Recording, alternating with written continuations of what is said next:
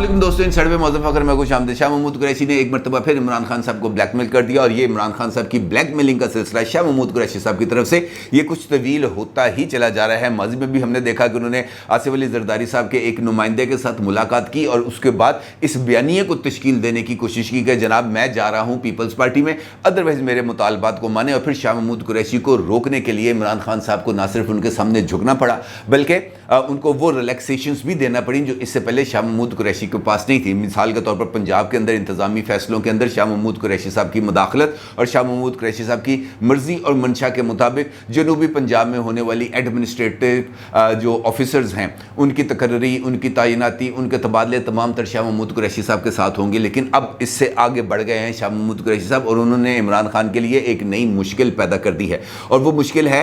जनूबी पंजाब में टिकटों की तकसीम। और इसका जो इख्तियार है वो शाह महमूद कुरैशी साहब ने अपने पास रख लिया है, जिसकी वजह से जो पाकिस्तान तहरीक इंसाफ का जनूबी पंजाब चैप्टर है उसमें बहुत ही ज़्यादा रिजेंटमेंट पाई जा रही है। बल्कि शाह महमूद कुरैशी के खिलाफ मुल्तान के अंदर मुजाहरे भी शुरू हो चुके हैं, जिसकी वजह से पार्टी में तकसीम का एक तासुर जो है वो डेवलप होना शुरू हो गया है। और ना सिर्फ ये बल्कि खुद शाह महमूद कुरैशी साहब ने अपने बेटे ज़ैन कुरैशी की खाली होने वाली नेशनल असम्बली की सीट पर अपनी साहबजादी मेहरबानो कुरैशी को अज खुद टिकट भी जारी कर दी है और उसके बाद उनकी इंतखाबी कैंपेन भी शुरू कर दी है, जिसकी वजह से इस वक्त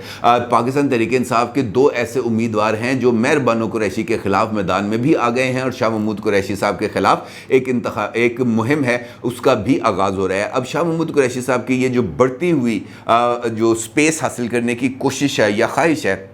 इसके रास्ते में कौन रुकावट बनेगा, ये इस वक्त एक अहम सवाल है। क्योंकि जनूबी पंजाब में या तो शाह महमूद कुरैशी साहब रहेंगे या पाकिस्तान तहरीक इंसाफ रहेगी। कुछ इस किस्म की सिचुएशन डेवलप हो रही है और इमरान खान साहब सवाल ये है कि वो क्यों शाह महमूद कुरैशी साहब के सामने बिल्कुल ही ढेर होके बैठ गए हैं और क्या वजह है कि इमरान खान साहब उनके रास्ते या उनके फैसलों में किसी भी किस्म की रुकावट बनने के लिए तैयार नहीं है। इस सूरत हाल पर आपके साथ बात करूँगा और मेहरबानो कुरैशी साहिबा की तरफ से इंतखाब लड़ने के ऐलान और उसके मुज़मरात पर भी आपके साथ बात करूंगा। लेकिन उससे पहले दो और खबरें हैं जो आपके साथ शेयर करना बहुत ही ज़्यादा ज़रूरी है। उसमें से एक खबर तो है कि इमरान खान साहब के ख़िलाफ़ एक और रेफरेंस है जो स्पीकर नेशनल असम्बली को भिजवा दिया गया है और स्पीकर नेशनल असम्बली ने उस रेफरेंस को भिजवा दिया है इलेक्शन कमीशन ऑफ पाकिस्तान। और ये जो रेफरेंस है ये हुक्मरान इत्तेहाद ने मुश्तरका तौर पर जो है वो इसको तैयार किया था और स्पीकर नेशनल असम्बली ने 29 दिन तक इस रेफरेंस के ऊपर जो अपने आइनी और कानूनी माहिरीन हैं उनके साथ तवील तरीन मुशावरत की, जिसके बाद जब उनको इस बात की जो लीगल ओपिनियन है वो मिली गई इस रेफरेंस के ऊपर इलेक्शन कमीशन ऑफ पाकिस्तान में इस रेफरेंस को डिफेंड किया जा सकता है और इमरान खान साहब को नाअहल कराया जा सकता है, तो फिर इस रेफरेंस को इलेक्शन कमीशन ऑफ पाकिस्तान को भिजवा दिया गया है। अब इलेक्शन कमीशन ऑफ पाकिस्तान के पास दो रेफरेंसेस मौजूद हैं इमरान खान साहब की नाअहली के हवाले से और इसके साथ साथ एक दरख्वास्त है जो भी इमरान खान साहब की नाअहली के लिए वहाँ पर दायर की जा चुकी है, जहाँ पर इमरान खान साहब की तरफ से जाली बयान हल्फी दाखिल कराने को चैलेंज किया गया है और इसके ऊपर जो इलेक्शन कमीशन पाकिस्तान है उससे दरख्वास्त की गई है कि इमरान खान साहब को नाअहल करार दिया जाए। इसके साथ साथ एक और डेवलपमेंट हुई है, वो डेवलपमेंट हुई है सुप्रीम कोर्ट ऑफ पाकिस्तान में, जहां पर इमरान खान साहब की तरफ से जो नैब कवानीन हैं उनकी तब्दीली को या उनमें होने वाली तरामीम को चैलेंज किया गया था। और इमरान खान साहब का मौक़िफ़ ये था इन तरामीम के हवाले से कि इससे नैब को टुथलेस कर दिया गया है और ये जो तरामीम है ये बुनियादी तौर पर हुक्मरान इत्तेहाद ने अपने ऊपर कायम मुकदमात को ख़त्म कराने के लिए या उसमें रिलीफ हासिल करने के लिए ये तरामीम तजवीज़ की हैं। और इसके अंदर दिलचस्प बात यह है कि नवाज शरीफ साहब का जो वकील हैं ख्वाजा हारिफ साहब, वो इस वक्त इस मामले में इमरान खान साहब के वकील हैं। आज इस मुकदमे की समाअत हुई है, बड़ी ज़बरदस्त ये समाअत है क्योंकि इसके अंदर चंद बुनियादी नकात उठाए गए हैं और जो 3 रुकनी बेंच है इस मुकदमे की समाअत के लिए बना है, जिसको हेड करेंगे chief justice of Pakistan mister justice Umar Ata Bandial साहब, उनके साथ मिस्टर जस्टिस एजाजुल एहसन साहब शामिल हैं और तीसरे जज हैं जस्टिस मंसूर अली शाह साहब। आज इस मामले में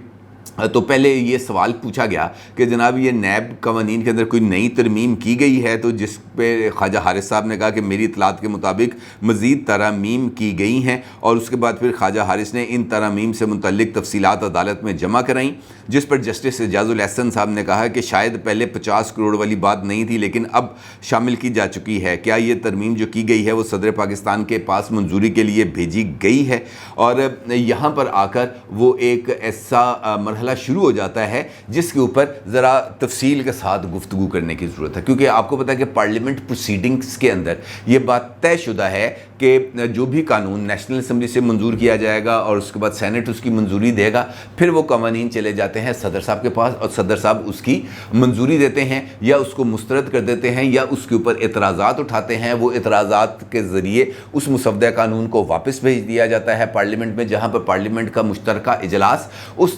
قانون کو دوبارہ منظور یا ریجیکٹ کرتا ہے۔ اگر وہ قانون دوبارہ منظور کر لیا جاتا ہے تو پھر وہ دوبارہ جاتا ہے صدر صاحب کے پاس، لیکن اس مرتبہ صدر صاحب کے پاس اس بات کی گنجائش نہیں ہوتی کہ وہ اس مسودہ قانون پر کسی قسم کے اعتراضات اٹھا سکیں یا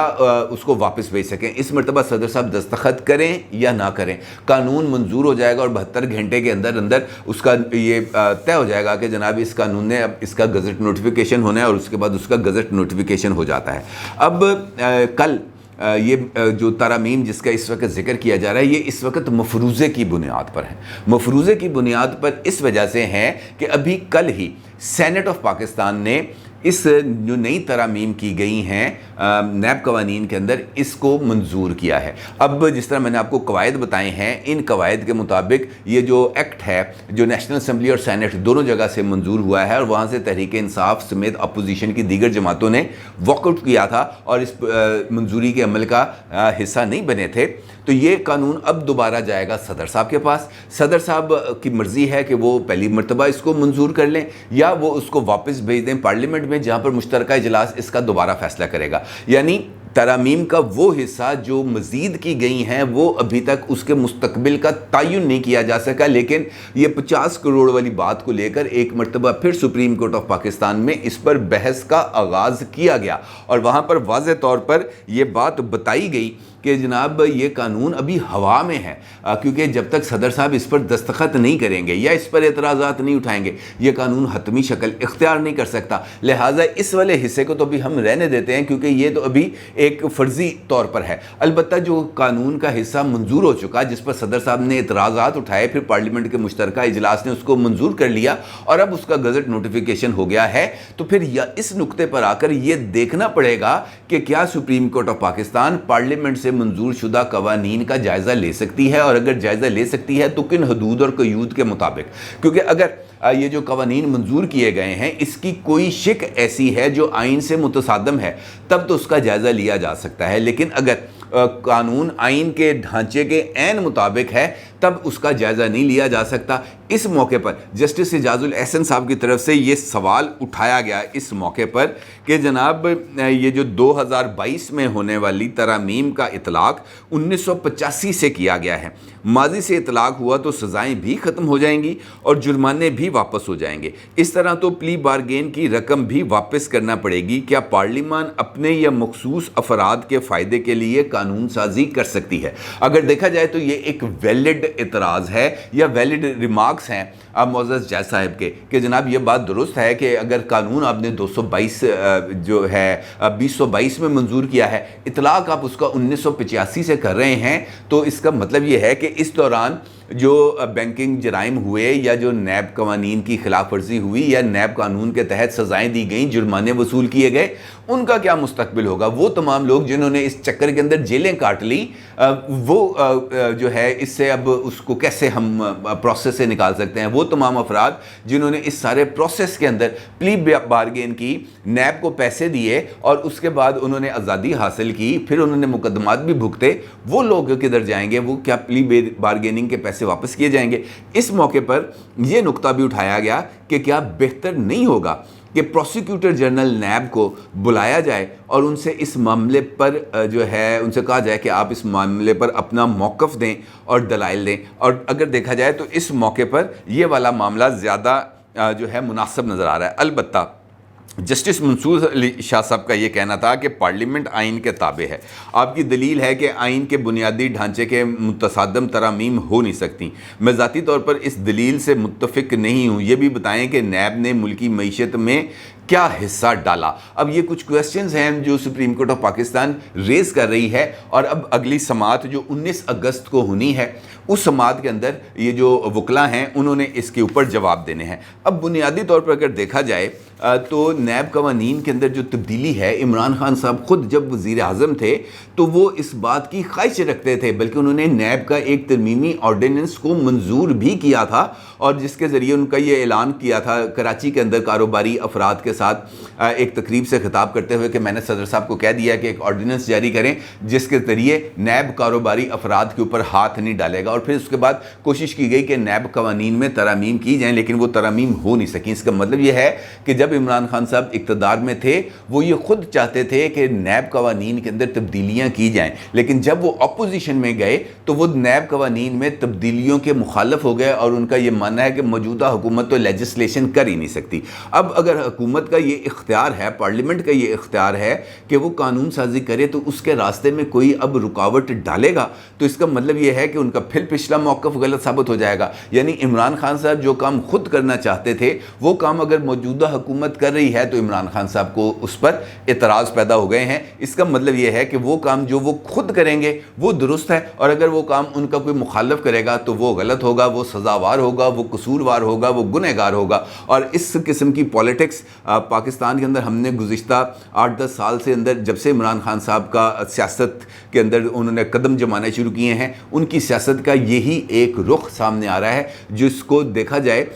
تو وہ سارا جھوٹ اور بہتان کے اوپر ہی بیس کرتا ہے. وہ اس سے پیچھے ہٹنے کے لیے کسی بھی صورت تیار نہیں ہوتے، جبکہ حقیقی صورتحال سیاست کے اندر ان کی جماعت کے اندر اس قسم کی ہے کہ وہ خود کسی بھی اپنے لیڈر کی طرف سے آنکھیں دکھانے پر دبک کے بیٹھ جاتے ہیں اور اس کو فری ہینڈ دے دیتے ہیں. جس طریقے سے میں نے آپ سے گفتگو کے آغاز میں بتایا کہ شاہ محمود قریشی صاحب نے اس وقت عمران خان صاحب کو ایک مرتبہ پھر بلیک میل بھی کر دیا، اپنی بیٹی کو امیدوار بھی کھڑا کر دیا، اس کو ٹکٹ بھی جاری کرنے کی اناؤنسمنٹ کر دی، اس کی انتخابی مہم کا بھی آغاز کر دیا. اس بات کو سوچے سمجھے بغیر کہ ان کے اس فیصلے سے عمران خان صاحب کے نیریٹو پر کیا اثر پڑے گا، جنہوں نے خود اس بات کا اظہار کیا تھا جب وہ پرائم منسٹر تھے اور جب وہ بلدیاتی انتخابات کا KPK کے اندر پہلا مرحلہ ہار گئے تھے، جہاں پر اس بات کی شکایات ہوئی تھی کہ پاکستان تحریک انصاف کے عہدیداروں نے خود اپنی ہی جماعت کے اہل امیدواروں کو پس پشت ڈالا، اپنے بھائیوں، بیٹوں، بھتیجوں، بھانجوں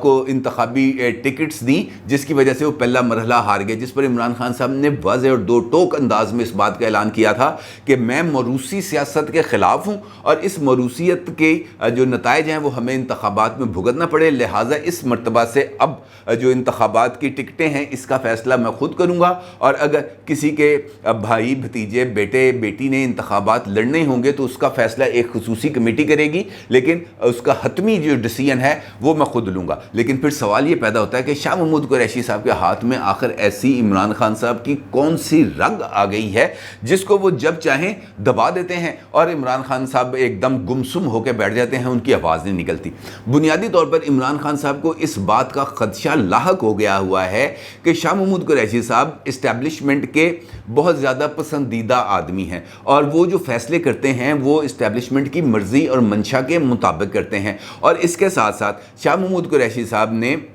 جس طریقے سے پیپلز پارٹی کے لیڈر خورشید شاہ صاحب کے ساتھ اپنی ایک ملاقات کو ایکسپلائٹ کیا عمران خان صاحب کو دباؤ میں لانے کے لیے، اس ملاقات کو اس طریقے سے پیش کیا اور اس ملاقات کے ذریعے سے خبریں کچھ اس طریقے سے لیک کروائیں کہ وہ بہت جلد تحریک انصاف کو چھوڑ کر جا رہے ہیں پاکستان پیپلز پارٹی میں. نہ صرف وہ جا رہے ہیں بلکہ ان کے ساتھ جنوبی پنجاب کا جو پاکستان تحریک انصاف کا پورا چیپٹر ہے وہ بھی پاکستان پیپلز پارٹی کے اندر شمولیت اختیار کر لے گا، جس کو عمران خان صاحب نے اپنے لیے خطرے کی گھنٹی سمجھا. اور اس کے بعد شاہ محمود قریشی صاحب نے جس وقت یہ پنجاب میں تبدیلی کا عمل جاری تھا، جب یہاں پر عمران خان صاحب نے پہلی مرتبہ پرویز الہی صاحب کو چیف منسٹر بنا کر ان کو جتوانے کی کوشش کی تھی اور یہاں سے 20 اراکین اسمبلی जो हैं वो उन्होंने फ्लोर क्रॉस कर लिया था, उन्होंने डिफेक्शन कर दी थी, उस मौके पर भी शाह महमूद कुरैशी साहब ने इमरान खान साहब को ब्लैकमेल करने की कोशिश की थी और उनसे ये कहा था कि चीफ मिनिस्ट्री मेरा हक थी।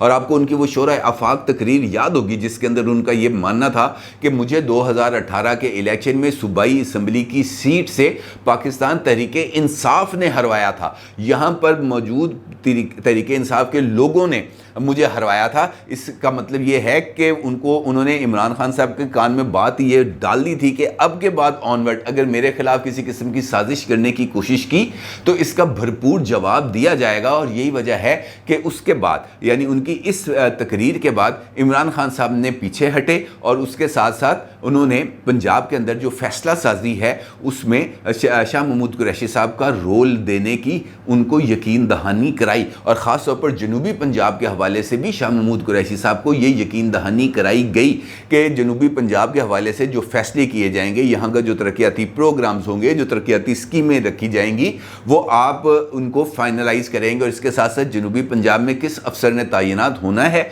या किसको वहाँ पर तैनात किया जाना चाहिए, उसमें भी शाह महमूद कुरैशी साहब की राय को अव्वलियत दी जाएगी। अब ये इतना कुछ लेने के बाद शाह महमूद कुरैशी साहब ने अज खुद एक और कदम आगे बढ़ा दिया और खुद अपनी बेटी को ज़ैन कुरैशी साहब की तरफ से खाली होने वाली नेशनल असम्बली की सीट के ऊपर कैंडिडेट खड़ा कर दिया, जिससे पाकिस्तान तहरीके इंसाफ के अंदर फूट का इस वक्त जो एक मंजर है वो नुमाया है। इस वक्त तक 3 मुजाहरे शाह महमूद कुरैशी साहब के ख़िलाफ़ हो चुके हैं। इस वक्त मुल्तान की सड़कों पर जो मुख्तलिफ जो बैनर्स लगे हैं और मुख्तलिफ फ्लैक्सें लगी हैं, वहाँ पर मौरूसी सियासत मुर्दाबाद के नारे दर्ज किए गए हैं। बल्कि एक उम्मीदवार जो हैं इंजीनियर वसीम अब्बास साहब, उन्होंने तो वाज़े तौर पर इस बात की मुहिम चलाना शुरू कर दी है कि जनाब अगर इस हलके से यानी NA 157 से मेयर बानो कुरैशी को खड़ा किया गया, मरूसी सियासत को फ़रोग दिया गया, तो मुझे पार्टी टिकट दे या ना दे, मैं आज़ाद हैसियत से यहाँ पर इलेक्शन लड़ूंगा और मेयर बानो कुरैशी को जीतने किसी सूरत नहीं दूंगा, क्योंकि मेरे साथ इस वक्त यहाँ की जो PTI है, लोकल PTI है, वो मुझे मुकम्मल तौर पर सपोर्ट कर रही है। और वहाँ पर जो मुजाहरे हो रहे हैं वो इस बात की तरफ इशारा कर रहे हैं कि शाह महमूद कुरैशी साहब इस वक्त इमरान खान साहब के बयान को नुकसान पहुंचाने की भरपूर कोशिश कर रहे हैं। और इमरान खान साहब पार्टी को पहुंचने वाले इस नुकसान से बाखबर होने के बावजूद शाह महमूद कुरैशी साहब से आंखें बंद करके बैठे हैं। तो इसका मतलब ये है कि शाह महमूद कुरैशी साहब के पास इमरान खान साहब की कोई कमज़ोरी या कोई रग ऐसी है जिसको वो जब चाहें दबा दें और उसके बाद इमरान खान साहब खामोश होकर सुकून से साइड पर होकर बैठ जाएंगे और शाह महमूद कुरैशी साहब को मन मर्जी करने देंगे। और अगर ऐसा है तो फिर ये तहरीके इंसाफ और इमरान खान साहब दोनों के लिए लम्हा फ़िक्रिया है। मुल्तान का महाज गर्म हो रहा है और देखना यह है कि इस महाज से अब कौन फतेह याब होकर बाहर निकलेगा। अपनी राय का ज़रूर इजहार कीजिएगा। आपका बहुत शुक्रिया। अल्लाह हाफिज़।